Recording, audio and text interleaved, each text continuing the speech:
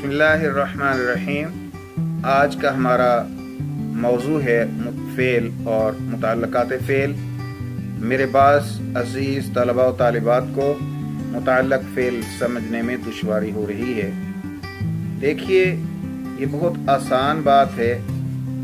پہلے یہ بات سمجھیں کہ جملہ دو طرح کا ہوتا ہے۔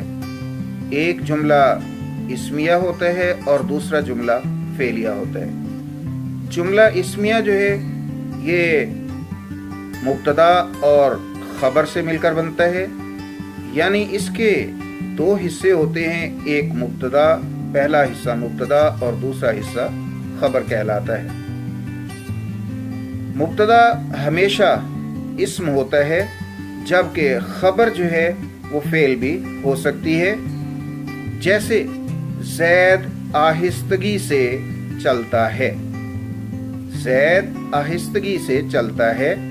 اب اس جملے میں زید فاعل ہے اور چلتا فعل ہے۔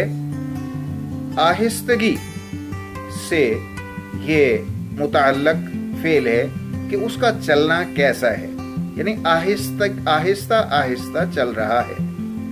زید آہستہ آہستہ چل رہا ہے۔ اسی طرح دوسرا جملہ فعلیہ ہوتا ہے۔ جملہ فعلیہ جو ہے یہ اگر فعل متعدی ہو تو جملہ فعل، فاعل اور مفعول پر مکمل ہوتا ہے، اور اگر فعل لازم ہو تو جملہ جو ہے وہ فعل اور صرف فاعل پر پورا ہو جاتا ہے، مکمل ہو جاتا ہے، اس میں مفعول کی ضرورت نہیں ہوتی۔ تو اب ہم سمجھتے ہیں کہ جیسے اگزامپل ہے کہ احمد نے دکان سے کتاب خریدی۔ اب اس جملے میں احمد فاعل ہے اور خریدی فعل ہے، کتاب مفعول ہے اور دکان سے یہ متعلق فعل ہے۔ اسی طرح دوسری مثال سمجھیے، عدن نے آج ہی دکان سے کتاب خریدی۔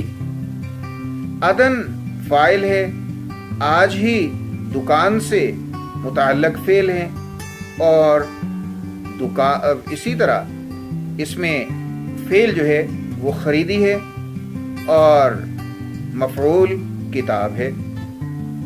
تو اب ہم اس نتیجے پر پہنچے کہ متعلق فعل کی تعریف یہ ہوئی کہ وہ فعل، متعلقات فعل وہ اسم ہیں جو کہ فعل یا صفت کے ساتھ آ کر اس کے معنوں میں اضافہ کرتے ہیں۔ جیسے چند متعلقات فعل: دائیں بائیں، جب، کل، آہستہ، تیز، تیزی، آہستگی، ایک بار، درست، لہذا، کیونکہ، کیسے وغیرہ، یہ سارے کے سارے متعلقات فعل ہیں۔ اس کے ساتھ ساتھ جار مجرور بھی متعلقات فعل ہوتے ہیں۔